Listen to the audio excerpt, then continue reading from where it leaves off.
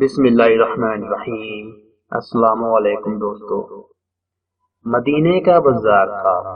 گرمی کی شدت اتنی زیادہ تھی کہ لوگ نڈھال ہو رہے تھے۔ ایک تاجر اپنے ساتھ ایک غلام کو لیے پریشان کھڑا تھا۔ غلام جو ابھی بچہ ہی تھا، وہ بھی دھوپ میں کھڑا پسینوں پسینی ہو رہا تھا۔ تاجر کا سارا مال اچھے داموں بک گیا تھا، بس یہ غلام ہی باقی تھا جسے خریدنے میں کوئی بھی دلچسپی نہیں دکھا رہا تھا۔ تاجر سوچ رہا تھا کہ اس غلام کو خرید کر شاید اس نے گھاٹے کا سودا کیا ہے۔ اس نے تو سوچا تھا کہ اچھا منافع ملے، لیکن یہاں تو اصل لاگت ملنا بھی دشوار ہو رہا تھا۔ اس نے سوچ لیا تھا کہ اب اگر یہ غلام پوری قیمت پر بھی بکا تو وہ اسے فوراً بیچ دے گا۔ مدینے کی ایک لڑکی کی اس غلام پر نظر پڑی تو اس نے تاجر سے پوچھا کہ یہ غلام کتنے کا بیچو گے؟ تاجر نے کہا کہ میں نے اتنے میں لیا ہے اور اتنے کا ہی دے دوں گا۔ اس لڑکی نے بچے پر ترس کھاتے ہوئے اسے خرید لیا۔ تاجر نے بھی خدا کا شکر ادا کیا اور واپسی کی راہ لی۔ مکہ سے ابو حذیفہ مدینے آئے تو انہیں بھی اس لڑکی کا قصہ معلوم ہوا۔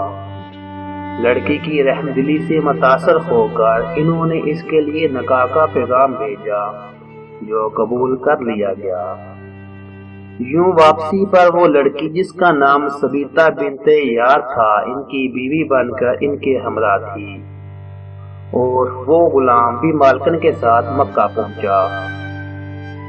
ابو حذیفہ مکہ آ کر اپنے پرانے دوست عثمان بن عفان سے ملے تو انہیں کچھ بدلا ہوا پایا اور ان کے رویے میں سرد مہری محسوس کی۔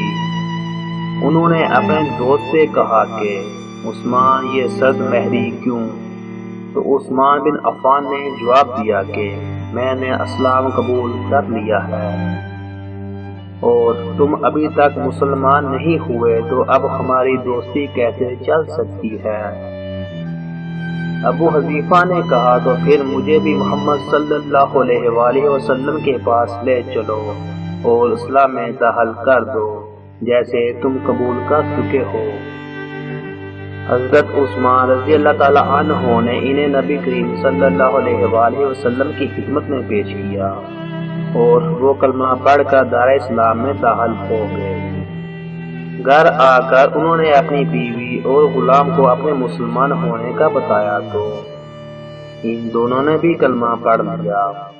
حضرت ابو حذیفہ رضی اللہ تعالیٰ عنہ نے اس غلام سے کہا کہ چونکہ تم بھی مسلمان ہو گئے ہو، اس لیے میں اب تمہیں غلام نہیں رکھ سکتا، لہذا میری طرف سے اب تم آزاد ہو۔ غلام نے کہا آقا میرا اب اس دنیا میں آپ دونوں کے سوا کوئی نہیں ہے، آپ نے مجھے آزاد کر دیا تو میں کہاں جاؤں گا؟ حضرت ابو حذیفہ رضی اللہ تعالی عنہ نے اس غلام کو اپنا بیٹا بنا لیا اور اپنے پاس ہی رکھ لیا۔ غلام نے قرآن پاک سیکھنا شروع کر دیا اور کچھ ہی دنوں میں بہت سا قرآن یاد کر لیا، اور وہ جب قرآن پڑھتے تو بہت خوبصورت لہجے میں پڑھتے۔ ہجرت کے وقت نبی کریم صلی اللہ علیہ وآلہ وسلم سے پہلے جن صحابہ نے مدینے کی طرف ہجرت کی، ان میں حضرت عمر رضی اللہ تعالی عنہ کے ساتھ حضرت ابو حذیفہ رضی اللہ تعالی عنہ اور ان کا بیٹا بھی تھا۔